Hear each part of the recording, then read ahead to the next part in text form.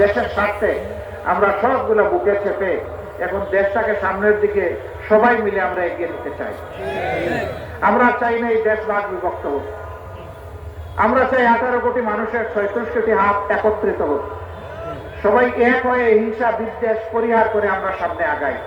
তবে এটা ঠিক, যারা খুন করেছেন, গুম করেছেন, যারা লুণ্ঠন করেছেন, চুরি করেছেন, দেশের 26 লক্ষ কোটি টাকা বিদেশে পাচার করেছেন, তাদের বিচার হতে হবে, আর ওই টাকাগুলো দেশে ফেরত আনতে হবে।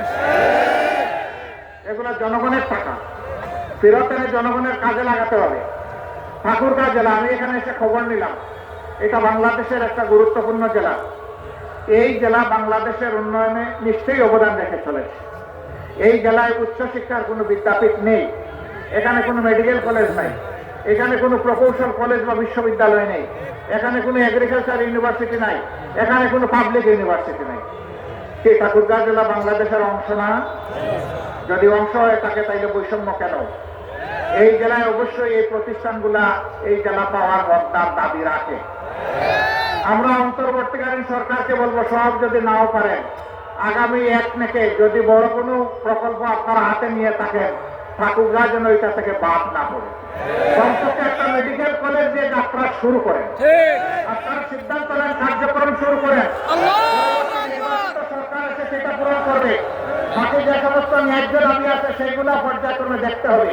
আমরা এমন চাই না বাংলাদেশের সম্পদের উন্নয়ন যে কোনো এক জেলায় চলে যাক আর বাকি যারা বঞ্চিত থাকে, এটা আমরা চাই না। আমরা চাই সমতার ভিত্তিতে বাংলাদেশের সকল জেলা যেন তার অধিকার ফিরে পায়। তার জন্য একটা জিনিসের নিশ্চয়তা বিধান করতে হবে, সেটা হচ্ছে আদালতের ন্যায় বিচার। যদি ন্যায় বিচার কায়েম হয়, অধিকার কাউকে চাইতে হবে না, এটা রাষ্ট্রের দায়িত্ব, যার অধিকার তার ঘরে পৌঁছে দেবে। আল্লাহ যদি আমাদেরকে এমন কোন সুযোগ দেন, আমি তো দাবি পেশ করলাম, ইনশাল্লাহ আমাদের কাছে আর কোনো দাবি পেশ করা লাগবে না। আমরা ওয়াদাবদ্ধ, আমরা আমাদের সামর্থ্যের ভিতরে সর্বোচ্চ যেটা করা সম্ভব সেটা করবো ইনশাআল্লাহ।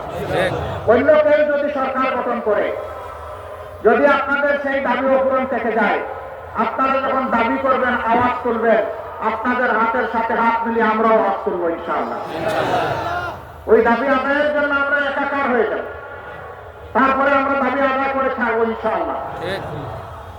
সম্মানিত ভাইয়েরা, এটা শুধু ঠাকুরগাঁওর জন্য নয়, সারা বাংলাদেশের জন্য একই নীতি হওয়া উচিত। প্রধানমন্ত্রীর বাড়ি যেখানে হবে, সেখানে উন্নয়নের সমস্ত জোয়ার দিয়ে পানি ওখানে ধাক্কা লাগবে, এটা আমরা চাই না। যিনি প্রধানমন্ত্রী হবেন, দেশের প্রত্যেক ইঞ্চি মাটিকে তার সম্মান করতে হবে, প্রত্যেকটি মানুষকে তার সম্মান করা লাগবে, তবেই তিনি দেশের প্রধানমন্ত্রী হিসাবে বিবেচিত হবেন। মন্ত্রী পরিষদের সদস্যরা কোনো এলাকার প্রতিনিধিত্ব করবেন না, সেই মন্ত্রণালয় সারা বাংলাদেশের তার যত কাজ আছে সব জায়গার প্রতিনিধিত্ব করবে। এইভাবে যদি ইসলামের ভিত্তিতে দেশ চলে, ইনশাআল্লাহ এই দেশ আগামীতে বিশ্বে উন্নয়নের একটা রোল মডেল হবে।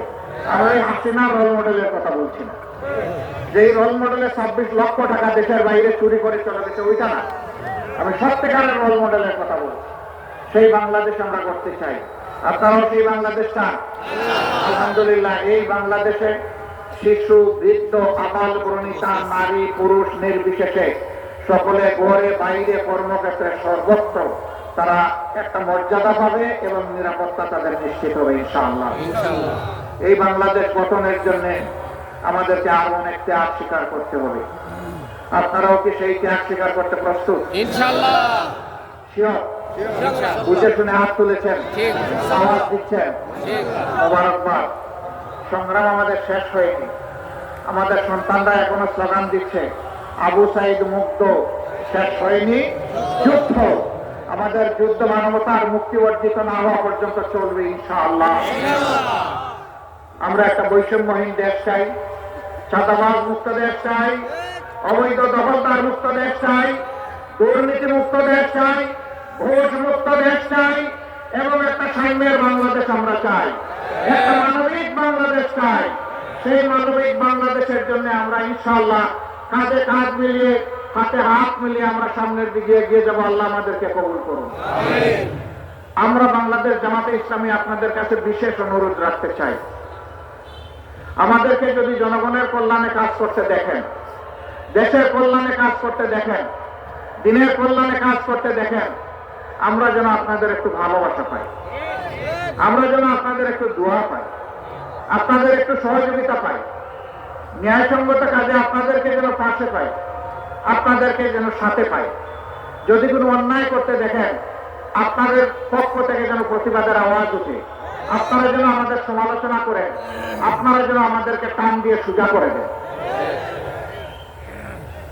যদি আপনাদের এই গঠনমূলক সমালোচনা আর যদি দোয়া ভালোবাসা আমাদের সাথে থাকে, আমরা অঙ্গীকারবদ্ধ আল্লাহ তাআলার হুকুম হলে জনগণের ভালোবাসা এবং সমর্থন পেলে আমরা একটি সাম্যের বাংলাদেশ উপহার দেব ইনশাআল্লাহ। আল্লাহ রাব্বুল আলামিন আপনারা যে কষ্ট করে এসেছেন এর জন্য তার উত্তম জাযা দান করুন। এই ঠাকুরগাঁর ন্যায়সঙ্গত দাবিগুলো আদায়ে আমরা যেন ঐক্যবদ্ধভাবে সবাই কাজ করতে পারি সেই তৌফিক দান করুন। দেশের উন্নয়নে আমরা যেন যার যার জায়গা থেকে সর্বাত্মক অবদান রাখতে পারি সেই তৌফিক আল্লাহ তাআলা আমাদেরকে দান করুন। আল্লাহ হাফেজ। বাংলাদেশ জিন্দাবাদ।